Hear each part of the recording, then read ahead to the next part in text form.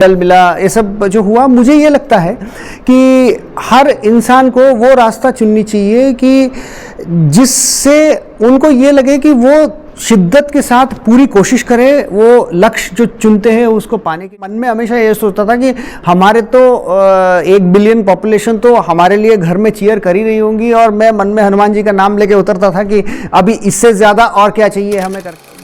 फ़र्क ये रहा कि पहले पैरालंपिक्स में मुझे भी विश्वास नहीं था और शायद देश को भी पता नहीं था कि बैडमिंटन में क्या मेडल्स आएगी और मेरे लिए मेरा परफॉर्मेंस क्या होगा।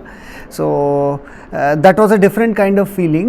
Coming here as world number 1 and as world champion, the pressure and expectations हो जाए, फिर आपको लगता है कोई अच्छी से जॉब लग जाए। जैसे हम जब कंप्यूटर साइंस कर रहे थे, इंजीनियरिंग, तो लग रहा था कि अच्छा जॉब मिल जाए वही ज़िंदगी है।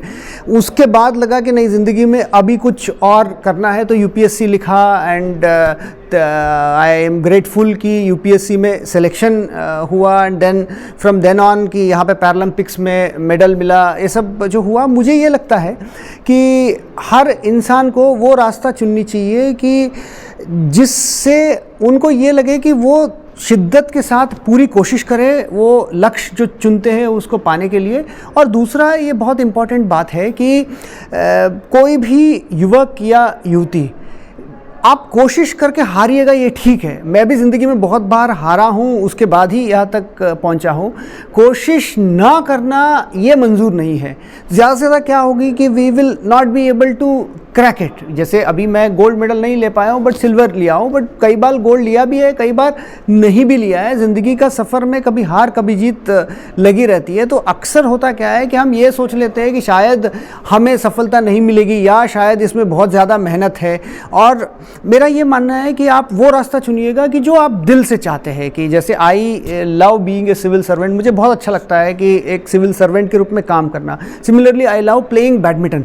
तो जो पर्दे में दिखता है फाइनली वो तो एक एंड प्रोडक्ट दिखता है, बट उसके पीछे जो पसीना बहाते हैं आप, hours and hours of practice, या आपको एक उस रास्ते से गुजरनी है, उसके लिए आपको तैयार रहना होगा।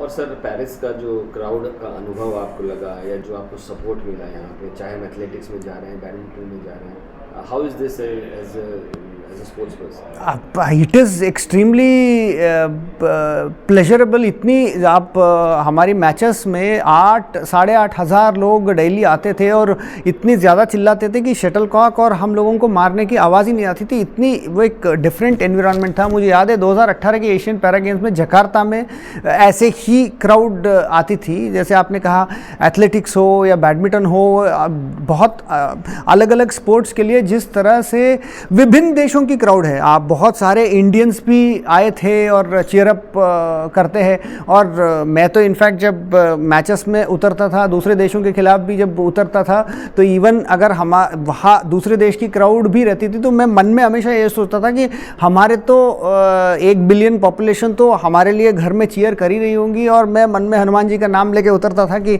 अभी इससे ज़्यादा और क्या चाहिए हमें करके। I think every player finds his or her own way to cope with crowd pressure, and then you just go out there and perform to the best of your ability. Sir, in the last 10 years, how much have you seen, or last 8 years, the progress of para sports, the importance of para sports? बहुत अंतर हुआ है। I think Tokyo 2020 was a watershed moment for Indian para sports and Indian Olympic sports in general. आप जानते हैं कि India में cricket तो पॉपुलर है ही, हर बच्चा जानता है क्रिकेट के बारे में, but in last many years the way Olympic sports, Paralympic sports को सोसाइटी से सपोर्ट मिली और रिकॉग्निशन मिली है। क्योंकि खिलाड़ी को सबसे बड़ी चीज़ होती है कि उनको कोई पहचान करे कि हाँ, आपने देश के लिए खेला है और देश के लिए मेडल जीता है। तो ये समाज में it has percolated down. I think in the coming years it will only grow, and उसी से मेडल टैली में भी इम्प्रूवमेंट आएगी। खेल में मैं ये मानता हूँ, देखिए हार और जीत, इवन ओलंपिक्स में 4th प्लेस फिनिशेस बहुत रही है, मेडल कन्वर्ट नहीं हो पाई। फॉर्चुनेटली पैरालंपिक्स में मेडल टैली अभी जिस तरह से जा रही है कि पिछले बार से हम लोग बेहतर करने की उम्मीद रखते हैं।